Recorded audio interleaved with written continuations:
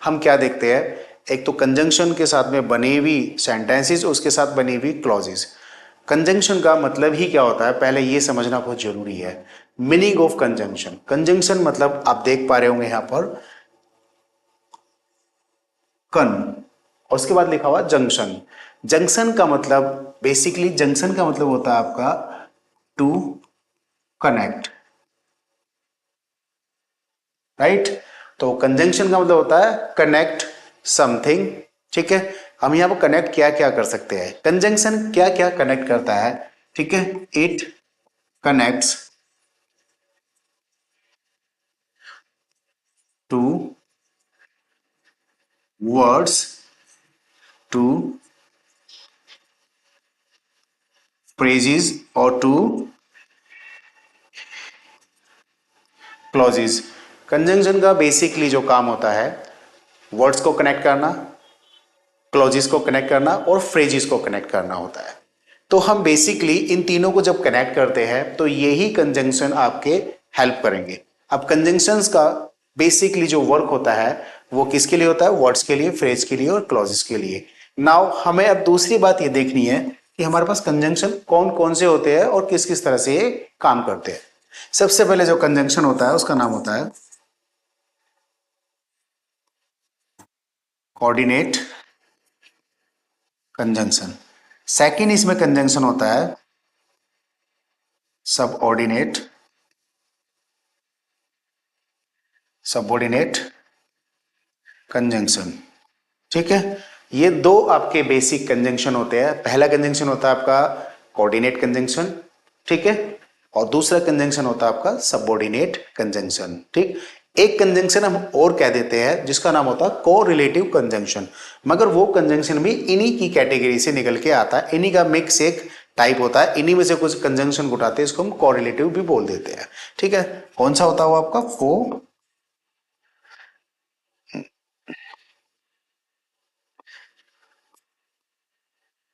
Correlative conjunction, right.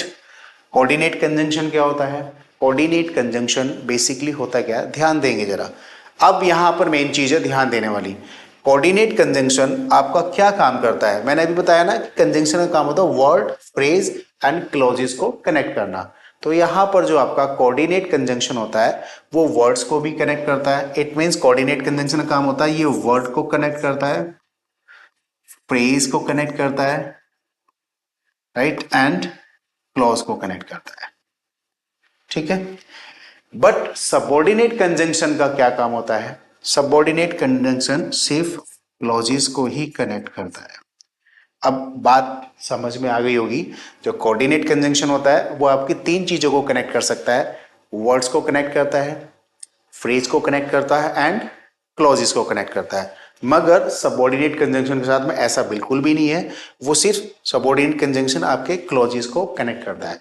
और ये जो मैंने अभी आपको बताया कोरिलेटिव कंजंक्शन क्या होता है, कोरिलेटिव का मतलब कुछ ज्यादा खास नहीं होता, जैसे हम बोल देते हैं ना आइदर और, neither nor, not only but also, whether के साथ और, बिटवीन के साथ एंड, ठीक। इस तरह से जो हमारे कंजंक्शन कनेक्ट होते हैं तो उन्हीं को हम कह देते हैं कोरिलेटिव कंजंक्शन। बाकी ये सब जो कैटेगरीज निकल के आती है ये कोऑर्डिनेट कंजंक्शन और सबऑर्डिनेट कंजंक्शन के ही एक टाइप होते हैं। बट कभी कभी बच्चा ये सोचता है कि ये तीसरा कंजंक्शन कौन सा होता है, कुछ नहीं होता इसमें, इन्हीं दोनों से मिलकर के बनता है। आप यहां तक बात समझ गए होंगे कि कंजंक्शन हमारे पास में बेसिकली दो तरह के होते हैं। जो इंपॉर्टेंट कंजंक्शन होते हैं वो यही होते हैं आपके, ये वाले, और ये मैंने तीसरा कैटेगरी बना दिया खुद से आपके अंडरस्टैंडिंग को क्रिएट करने के लिए, ठीक है। तो कोऑर्डिनेट कंजंक्शन क्या करता है, it connects two words, two clauses और two phrases, but subordinate conjunction सिर्फ क्लॉजेस को ही कनेक्ट करता है। मेरी बात यहां तक समझ में आ गई है, तो हम नेक्स्ट टाइप पे चलते हैं। देखिए, तो सबसे पहले हम देखेंगे कोऑर्डिनेट कंजंक्शन। ऐसे भी लिख सकते हैं इसको हम, coordinate, I hope something is wrong. Let me check it. Let me check it. Let me,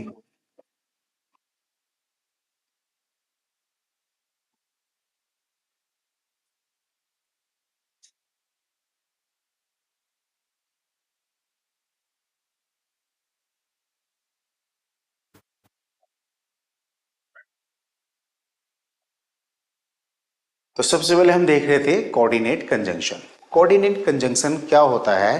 coordinate conjunction आपने सुना होगा, जैसे हम कभी कभी बोलते हैं ना, कोऑर्डिनेट कंजंक्शन को हम यूज करने के लिए हमें ध्यान रखना होता है कि बेसिकली कोऑर्डिनेट कंजंक्शन होता है आपका एक, आजकल इस तरह से इसके लिए कुछ शॉर्टकट ट्रिक्स बनाई गई है, जिसको आपने बहुत जगह देखा होगा, जिसका नाम होता है फैन बॉयज।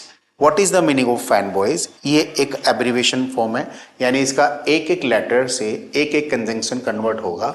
एफ का मतलब यहां होता है फॉर, ए का मतलब होता है एंड, राइट, एन का मतलब होता है नॉर, बी का मतलब होता है बट, राइट, ये समझते रहिएगा। ओ का मतलब होता है और, राइट, वाई का मतलब होता है यट, एंड लास्ट जो इसका मतलब होता है आपका सो। तो ये कुछ कंजंक्शन है जो कोऑर्डिनेट कंजंक्शन है। तो जब ये कनेक्ट करते हैं, ये क्या कनेक्ट करेंगे? वर्ड, अभी मैंने आपको बताया था, ध्यान रखने वाली बात है, फ्रेज एंड क्लॉज। तो कोऑर्डिनेट कंजंक्शन में इतनी पावर होती है, वर्ड, फ्रेज, क्लॉज सबको कनेक्ट कर देता है, ठीक है। तो यहां पर अगर हम कनेक्ट करने की बात करें तो हम कनेक्ट करके एक बार देख भी लेते हैं। तो देखिए जरा, अगर मैं इसको सेंटेंस लिखना चाहूं तो कैसे लिखेंगे? She is intelligent and honest. अभी अगर आप ध्यान देंगे तो यहां पर मैंने जो कनेक्ट किया है, इंटेलिजेंट एंड ऑनेस्ट, और किसके साथ कनेक्ट किया है? कोऑर्डिनेट कंजंक्शन के साथ में, ठीक है। अगर आप मेरी बात समझ पा रहे हैं तो यहां पर ध्यान दीजिए जरा, मैंने कोऑर्डिनेट कंजंक्शन को कनेक्ट किया है दो वर्ड के साथ में। अब इससे भी ज्यादा इंपॉर्टेंट बात यह हो जाती है कि वो वर्ड कैसे होने चाहिए, उन वर्ड का पार्ट ऑफ स्पीच भी आपको देखना है। वो जो वर्ड होंगे इस कंजंक्शन के दोनों तरफ जो वर्ड होंगे उनका सेम पार्ट ऑफ स्पीच होना चाहिए। लाइक इंटेलिजेंट आपका एक एडजेक्टिव होता है, तो ऑनेस्ट भी आपका एक एडजेक्टिव ही है। तो हमें तीन चार बातें ध्यान रखनी है कि हमने कोऑर्डिनेट कंजंक्शन लिया है तो दोनों तरफ जो वर्ड होंगे या फ्रेज होंगी या क्लॉजेज होंगी वो एक ही टाइप का पार्ट ऑफ स्पीच बनाए, यानी कि एक ही तरह की हो। ऐसा ना हो कि एक तरफ आपने एडजेक्टिव लिख दिया और दूसरी तरफ आपने नाउन लिख दिया, तो ये भी ग्रामर को गलत करता है, ठीक है। तो ग्रामर आपको पूरी चेक करनी पड़ेगी, क्योंकि कंजंक्शन एक बहुत टेक्निकल टॉपिक है, इसको पढ़ने के लिए आपको पूरे अपने दिमाग के ढक्कन खोल के रखने पड़ेंगे। तो ये एडजेक्टिव एंड दिस एडजेक्टिव, दोनों एडजेक्टिव, अब इसने काम क्या किया, ये आपका एंड है, ये एक कोऑर्डिनेट कंजंक्शन है, इस कोऑर्डिनेट कंजंक्शन ने आपका तैयार कर दिया है ये, ठीक है। तो अब ध्यान दीजिए जरा, दूसरा सेंटेंस में लिख करके दिखाता हूं आपको। My father and my mother, my father and my mother have been, have been, have been arrested, ठीक है। यहां पर मैंने लिखा हुआ है माय फादर, माय मदर। यहां पर मैंने माय फादर माय मदर का मतलब जानने क्या है? अब अगर वर्ड होता है तो उसको हम वर्ड ही बोलते हैं, जैसे इंटेलिजेंट एक वर्ड है, ऑनेस्ट एक वर्ड है। बट यहाँ पर माई फादर, माई एक अलग वर्ड है, फादर एक अलग वर्ड है। तो आपको सुना होगा आपने, फ्रेजिस का मतलब ये होता है when the group of words without its complete meaning, जिस वर्ड का एक ग्रुप हो बट उसका अपना कंप्लीट मीनिंग ना हो या उसकी अपनी प्रेडिकेट ना हो, तो उसी को हम बोलते हैं फ्रेज। तो ये बेटा आपकी फ्रेज हो गई, राइट, ये भी आपका फ्रेज हो गया। तो दोनों फ्रेज एंड से कनेक्ट हो रही है, ठीक है। इस बार फ्रेजेस कनेक्ट करा दी मैंने, इससे पहले मैंने एडजेक्टिव कनेक्ट कराए थे, यानी दो वर्ड कनेक्ट कराए थे। तो दो, ये भी सेंटेंस सही है आपका, ऊपर वाला सेंटेंस भी सही है, ठीक है। तो हमने क्या देखा यहाँ पर, my father and my mother have been arrested. अगर मैं तीसरा सेंटेंस भी लेता हूं यहां पर, तो तीसरा सेंटेंस लेने के लिए हमें क्या करना पड़ेगा,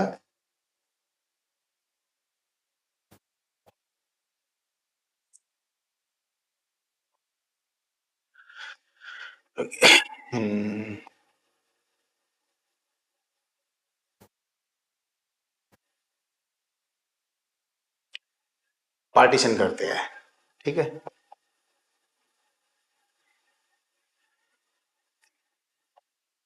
नहीं, पार्टीशन नहीं करते। हम क्या करते हैं, इसको मैं ऊपर करना चाह रहा हूं, मगर इसके फीचर्स मुझे थोड़े से अलग लग रहे हैं। कोई बात नहीं, नेक्स्ट पेज पे ले लेते हैं। नेक्स्ट पेज ये है कि अगर मैं ऐसे बोलता हूं, she is intelligent but my uncle is but my uncle is fool, right. तो यहां पर आप ध्यान देंगे, शी इज इंटेलिजेंट, ये एक क्लोज है, एंड दूसरी क्लोज आपको यहां दिख रही होगी, ये भी एक आपकी क्लोज है, राइट। अब यहां पर बीच में लगा हुआ है आपका बट, ठीक। बट आपका यूज होता है एज ए कंजंक्शन, अभी यहां पर यूज हो रहा है एज ए कंजंक्शन, और कभी कभी ये एज ए प्रपोजिशन भी यूज होता है, बट वहां पर इसके स्ट्रक्चर्स और मीनिंग इसका थोड़ा अलग होता है, ठीक है। अब यहां पर देखिए मैंने क्या बोला, शी इज इंटेलिजेंट, यहां पर इसको क्लोज क्यों बोलेंगे, बिकॉज जब सब्जेक्ट होता है, सब्जेक्ट के साथ अगर अपनी वर्ब है यानी उसकी प्रेडिकेट है, तो वो क्लोज ही होती है। तो एक क्लोज इधर है, एक क्लोज इधर है, तो दोनों क्लोजेस को मिलकर के बनता है एक आपका सेंटेंस, ठीक है। और बीच में आपका रखा हुआ है कंजंक्शन। अब आप ध्यान दीजिए, इस कंजंक्शन को हम बनाने के लिए हम कर क्या रहे हैं, जब हमने कंजंक्शन क्रिएट कर दिया और उसके दोनों तरफ अपने क्लोजेस बना दी, अब अगला जो मुद्दा है वो ये होता है कि ये जो इससे बना हुआ एक सेंटेंस है, इस सेंटेंस को हम क्या कहते हैं। तो हमेशा ध्यान रखिएगा, जब कभी भी आपका कोऑर्डिनेट कंजंक्शन से मिल करके जब दो क्लोज मिलती है, वो सेंटेंस जो होता है वो सेंटेंस आपका कहलाता है कंपाउंड। कंपाउंड सेंटेंस जब कभी भी कोई बोल दे तो आप समझ जाएंगे कि इस सेंटेंस के अंदर कोऑर्डिनेट कंजंक्शन लगी होगी, तभी कंपाउंड सेंटेंस क्रिएट हो सकता है, अदरवाइज कंपाउंड सेंटेंस नहीं बनेगा। तो कंपाउंड सेंटेंस कैसे बना, तो क्लोजेज ली हमने और बीच में हमने कोऑर्डिनेट कंजंक्शन को यूज किया, दैट इज कंपाउंड सेंटेंस। तो आप यहां पर क्या क्या सीखे, हमें यह भी पता लगा कि कोऑर्डिनेट कंजंक्शन से वर्ड भी जुड़ते हैं, फ्रेज भी जुड़ते हैं एंड क्लोज भी जुड़ती है। जब वर्ड जुड़ते हैं और जब फ्रेज जुड़ते हैं तब तो वो सेंटेंस सिंपल होता है, लेकिन जब ये क्लोजेस को जोड़ता है, तो क्लोजेस को जोड़ने के बाद इस सेंटेंस को, पूरे स्ट्रक्चर को हम बोलते हैं कंपाउंड सेंटेंस, ठीक है। तो छोटी सी बात मैंने आपको भी समझाई, जब मैंने एंड बताया तो एंड का मतलब होता है कि दो चीजों को प्लस करना, यानी कि एड। एंड का मतलब क्या होता है, the same ideas are connected, ठीक है, same ideas are connected. But का मतलब क्या होता है, बट का मतलब होता है कॉन्ट्रास्ट। कॉन्ट्रास्ट मतलब जब यहां पर हमारा एक जो सेंटेंस होगा यानी एक जो क्लोज होगी वो पॉजिटिव होगी, तो दूसरी क्लोज उसके अंदर नेगेटिव आएगी, या पहली क्लोज आपकी नेगेटिव होगी तो दूसरी पॉजिटिव आएगी। जैसे ही हम सेंटेंस में देख सकते हैं, she is intelligent but my uncle is fool, यानी एक इंटेलिजेंट है और अगर आपने बट लगा दिया तो बट लगाते ही जो आपका पहले वाला सेंस है वो उसका चेंज हो जाएगा।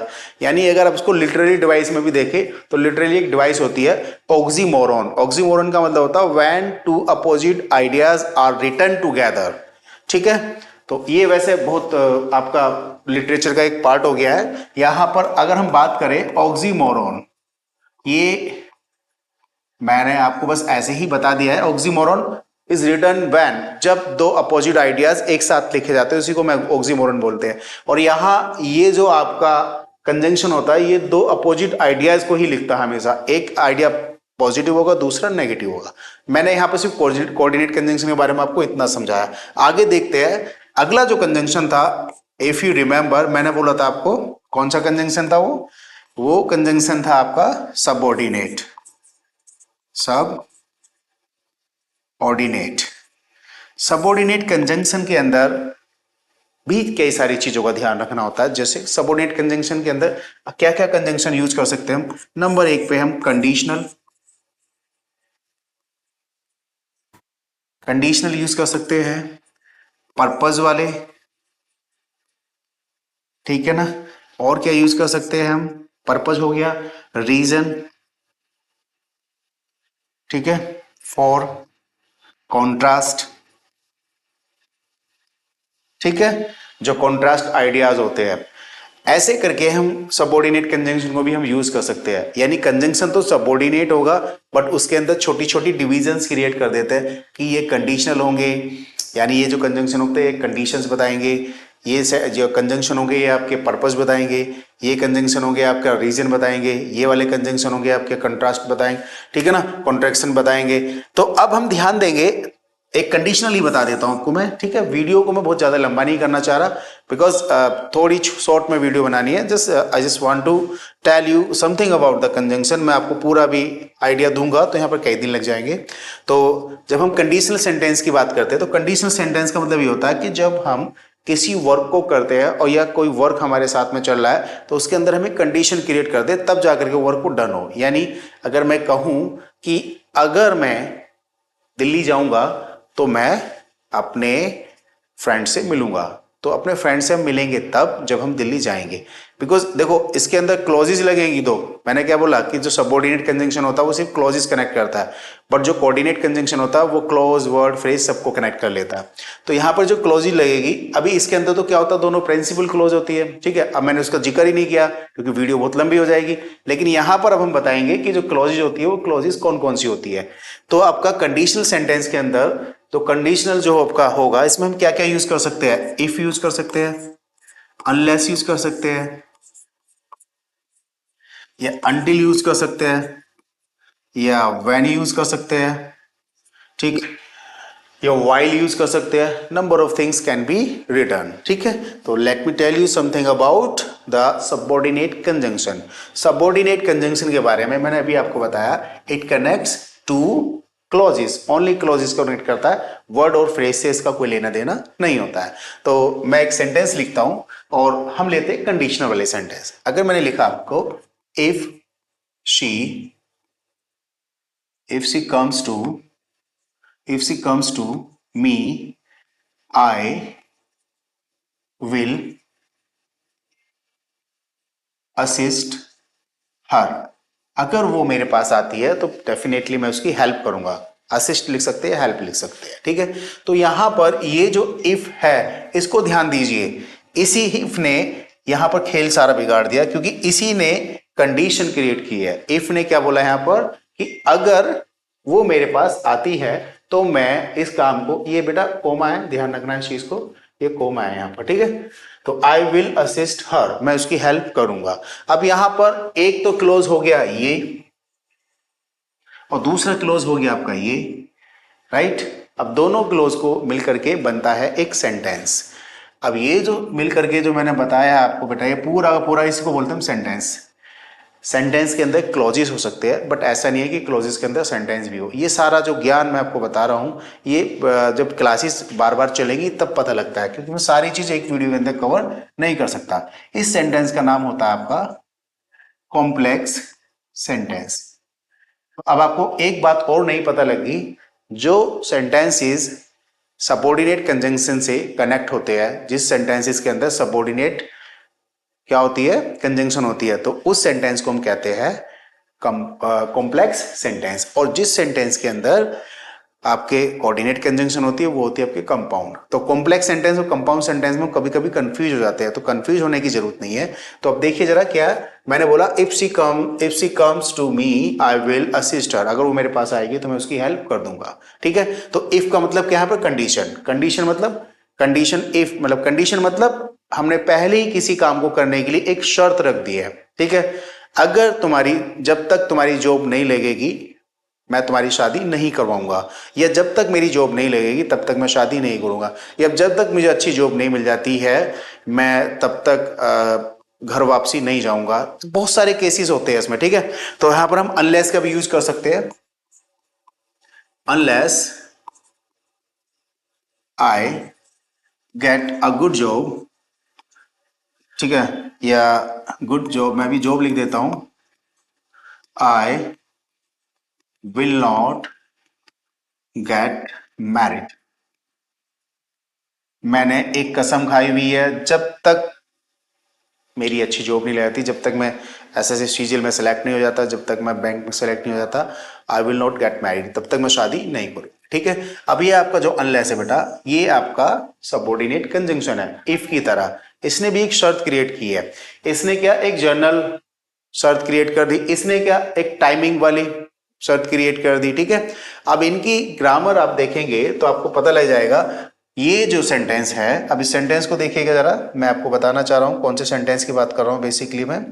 ये जो सेंटेंस है, ये कंजंक्शन के साथ वाला सेंटेंस, या इसको भी आप देख लीजिए, जो कंजंक्शन के साथ वाला सेंटेंस होता है, इस सेंटेंस को कहते हैं हम डिपेंडेंट।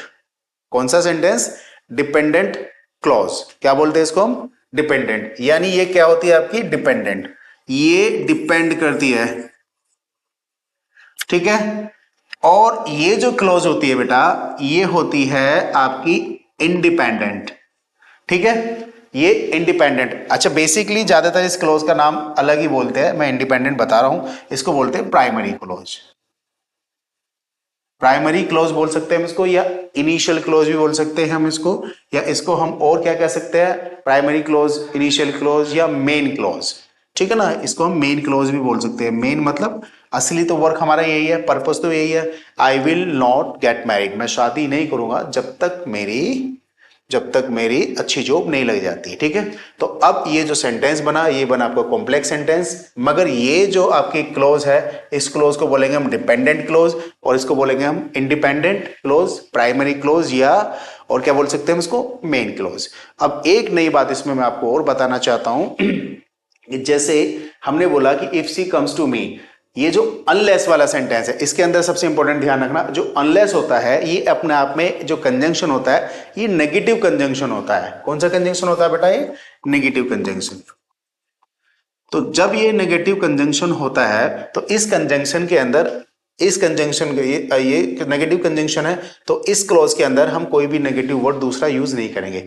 आपको अच्छे से पता होगा, जब एक क्लॉज के अंदर आपका जब नेगेटिविटी आ जाती है, तो दूसरा हम नेगेटिव कोई वर्ड यूज नहीं करते हैं। ठीक है, तो अब इस सेंटेंस के अंदर यहां पर जहां तक क्लोज है, इसमें कोई भी नेगेटिव एडवर्ब यूज हम नहीं करेंगे। हम इसमें कर सकते हैं, क्योंकि ये जो क्लोज है, ये इस क्लोज से एंटायरली डिफरेंट है। Is that clear? ठीक है, चलिए अब ध्यान देंगे आगे और हम। अब मैं एक चीज इसके अंदर और भी बता सकता हूं, जैसे ये जो आपका इधर वाला जो क्लोज है, ये आपका फ्यूचर में क्रिएट होता है और ये प्रेजेंट में चलता है, क्योंकि कंडीशन है ना, कंडीशन प्रेजेंट से फ्यूचर, फ्यूचर से पास्ट की तरफ ऐसे बढ़ती भी चली जाती है। जो कंडीशनल सेंटेंसेस होते हैं, वो भी 4 से 5 तरह के होते हैं। जब आगे टाइम मिलेगा, मैं इसको भी आगे आपको बताऊंगा। ठीक है, चलिए, ये मैंने आपको कुछ एग्जाम्पल्स दिए। अब देखते हैं हम तीसरा एक एग्जाम्पल और देख लेते हैं, वो देखेंगे, लेकिन इस बार हम कोरिलेटिव, जो मैंने आपको जबरदस्ती में बताया है, कोरिलेटिव सेंटेंस। जो कोरिलेटिव सेंटेंस होता है, उसको ध्यान दीजिए। कोरिलेटिव सेंटेंस, कोरिलेटिव का मतलब होता है, जैसे हम जस्ट आइदर और ही ले लेते हैं, आइदर और, या नाइदर नॉर, कुछ भी ले लेते हैं, नाइदर नॉर। ठीक है, आइदर और, नाइदर नॉर ले लेते हैं। तो दोनों में एक सेंटेंस लिख देता हूं मैं। पहला लिखता हूं, she is neither intelligent nor, she is neither intelligent nor honest. Are you getting my point? और मैंने आपको क्या बताया था कि ये आपको ध्यान दे, फैन बॉयज, मैंने कोऑर्डिनेट में एक फॉर्मूला लिखवाया था, तो वहां पर एन का मतलब नॉर था। तो देखा जाए तो असल में ये कोऑर्डिनेट कंजंक्शन है। बट कई बात क्या होता है ना, ये सब चीजें किसके साथ मैच होकर के आती है? ये कुछ पेयर बना के आती है। तो पेयर में बच्चा सोचता है कि सर ये तीसरा कंजंक्शन कौन सा है? ये कोई नहीं होता बेटा, ये वही होते हैं। ठीक है, तो हम ध्यान देंगे, जरा ध्यान दो, जरा मेरी बात समझिए। ठीक है, she is neither intelligent nor honest. ठीक है, तो यहां पर जो नॉर है, ये असल में यही कंजंक्शन है। ठीक है, यहां पर नाइदर कंजंक्शन नहीं है, यहां पर कंजंक्शन कौन है आपका? या कंजंक्शन है आपका नॉर, राइट। तो क्योंकि नॉर के राइट हैंड पर अगर देखेंगे तो एक एडजेक्टिव लिखा हुआ है, तो नॉर के लेफ्ट हैंड में भी आपको एक एडजेक्टिव ही मिलना चाहिए, कोई एडवर्ब या कोई नाउन या प्रोनाउन, इसके अलावा कोई पार्ट ऑफ स्पीच नहीं होनी चाहिए। वो मैंने यहाँ पर पूरी तरह से सेटिस्फाइड किया सेंटेंस को। सी इज नाइदर, यहाँ पर सी कौन है? सी आपका सब्जेक्ट है, ठीक है, जो प्रोनाउन से बना हुआ है। इज क्या है यहाँ पर? इज यहाँ पर आपकी वर्ब है, लेकिन भाई साहब वर्ब कौन सी है? वर्ब का भी ध्यान देना होता है। इस वर्ब का नाम होता है आपका लिंकिंग वर्ब। लिंकिंग वर्ब, यहां पर एक तो लिंकिंग वर्ब होती है, ठीक है, जो आपकी कौन सी होती है? नॉन एक्शन वर्ब भी कहते हैं। एक होती है आपकी एक्शन वर्ब, जिसके अंदर होती है आपकी ट्रांजिटिव वर्ब, और एक होती है उसके अंदर इंट्रांजिटिव वर्ब। भाई यहाँ पर ट्रांजिटिव, इंट्रांजिटिव और लिंकिंग में से कौन सी वर्ब है? लिंकिंग वर्ब है, बिकॉज ये कॉम्प्लीमेंट बना रही है, ठीक है। तो कॉम्प्लीमेंट जो बनाती है वो लिंकिंग वर्ब ही बनाती है, ठीक है। तो she is neither intelligent nor honest. तो मैंने सेंटेंस को, अब कई बार एग्जामिनर क्या करता है, नाइदर के साथ में नॉर की जगह और लगा देता है, ठीक है। एक तो गलती यहां क्रिएट कर देता है, दूसरा क्या करता है, नाइदर के बाद में एक एडजेक्टिव लिखता है, नॉर लगा देगा, ठीक कर देगा, लेकिन नॉर के बाद में एडजेक्टिव जगह एक नाउन लगा देगा, ठीक है। तो वो भी आपका गलत हो जाता है। तो ये कुछ चीजें थी आपकी कंजंक्शन के बारे में, जिसको हम जर्नली सीख सकते हैं, और मैं आगे आप लोगों से मिलता रहूंगा। तब तक के लिए आपने मुझे इतना प्यार दिया और पेशेंस के साथ में सुना, थैंक यू वेरी मच। मिलते हैं नेक्स्ट वीडियो में, धन्यवाद, नमस्कार।